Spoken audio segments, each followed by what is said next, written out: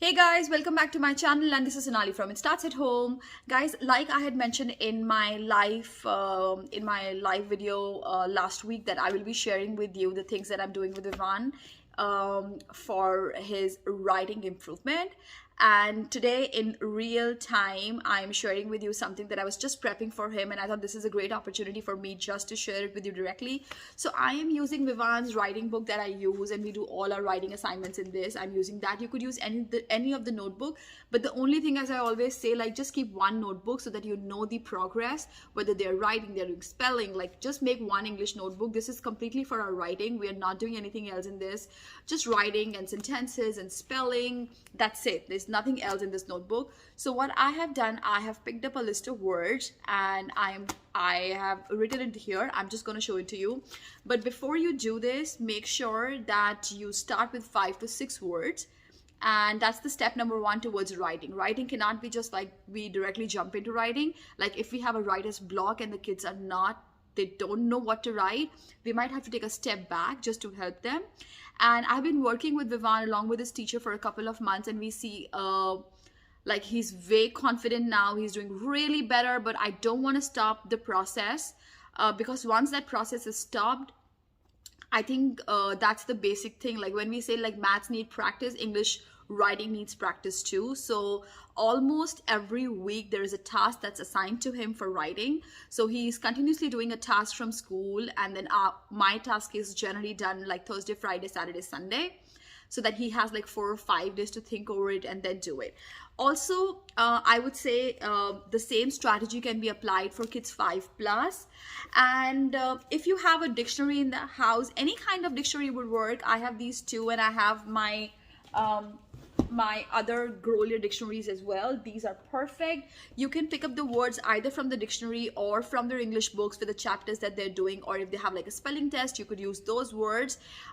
Don't overwhelm the kids with the words. Make sure you have like 5 to 6 or 7 words at maximum for the first time as an activity. But the only idea is for the parent to be consistent, for the child to be consistent, and to work on it. So it definitely takes a lot from me week on week to sit down with him and try and do different things. And even daily when he's writing, like, I need to give him the clarity and the resources where he can and push him at the same time. Because when you have to make sentences, the one thing that I've told him is you watch movies, you go out, you play games, you see there are so many different things. Try and use all those different scenarios. And of course, reading books.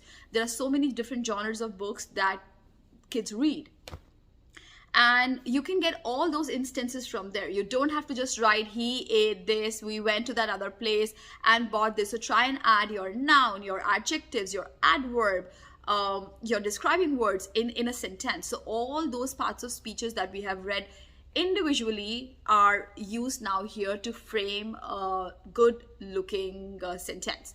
Okay, so the activity for today is I am going to read out the words that I've written, and these are not random words. I have taken the words from Vivan's school word list today, and there are 15 words at the moment here, and the words are twitch, flash, shade, string, station, strange, hunger, crouch. So the task 1 that Vivan has to do, I have just written the words right here.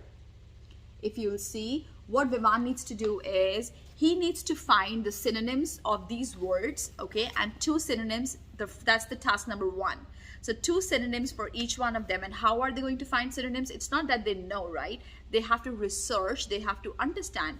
And this is a great way if your kids are like dependent on you. I would say please sit down with them, use a dictionary, or if you want to use Google services, whatever, you can try and find synonyms with them and help them write it down. And if your child can easily, like if your child is 7+ and they know how to use a dictionary, please provide them with a dictionary, let them open it up, find the word and find synonyms. They're always there.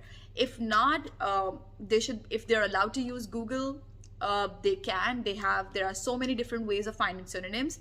Like this, they would know that one word, there are 2 other words. When you have to describe or make a sentence, you could use these words instead of that. That was task number 1, and I will come back to you with task number 2 and 3 in my next video. So thanks for watching, guys, but make sure you have a notebook and you have limited words, and let me know if I can help you guys in any way. Thanks for watching, guys. If you like this video, guys, give me a thumbs up and make sure that you give me a feedback if you have used this technique, but try and do it for a couple of weeks and start with like 5 or 6 words at max, so that will not overwhelm the child, and make sure that you are supportive and you are helping the kid on the way. Thanks for watching, guys. See you.